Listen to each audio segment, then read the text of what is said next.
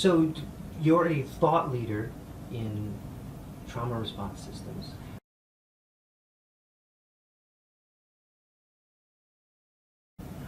So the trauma responsive system includes how one provides trauma-informed care in a caregiving setting, which could be medical or educational or congregate or residential, including where your grandmother might live or where your mom might go or where your dad might be. And how we embed our knowledge about the prevalence of and most helpful responses to traumatic events in people's lives. Trauma responsive systems are systems that recognize the prevalence of overwhelming events in people's lives and that consider their operating processes and procedures, their environmental layouts. In the human resource area, it would be considering what do we do to make our environment free from coercion, trusting their own instincts, feeling that they have effective judgment. And so the trauma responsive system looks at all of this as it crafts its organizational processes and culture and punitive risk and reward.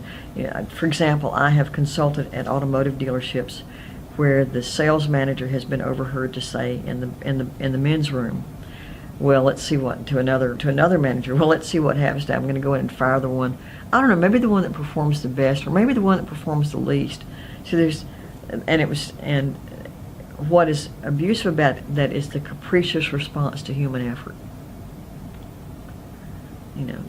That only by punishing or humiliating or keeping a workforce off balance does the manager derive pleasure or satisfaction. That is inappropriate. That will gut a customer base quicker than you can imagine. So it's really looking at how do we create working environments, social systems, spiritual communities or faith communities, academic institutions that recognize that probably 90% of us have at least one overwhelming event in our lives. And most of us have more. And given that, we know what that does to how people learn, that the brain can get stuck, and people then have a difficult time self-soothing. We know that people have often are challenged in the areas of confidence, in the area of... I've finished that sentence a lot of ways since 2011 when I recorded this. Effect of overwhelming experiences, especially when they start in childhood, are difficulties with confidence, self-esteem, learning, social skills, self-worth, feeling worthy of life, being able to regulate your emotions, being able to feel positive connections to people. These are all challenges that come when folks have overwhelming experiences, especially ones that are negative for them, which is the ones we're really talking about. The thing is that we all bring the wreckage of that to work with us, to church with us, or synagogue. We bring it to the doctor's office. We bring it to school. We bring it home. It comes with us wherever we go, and if it's that prevalent, if the data is accurate about how often people feel traumatized by something in life, especially in childhood, then every organization, institution, and company and system needs to respond in policy, practice, and process to mitigate the impact of traumatic events in strength-based, present-focused ways. If they did, they'd be trauma-responsive systems.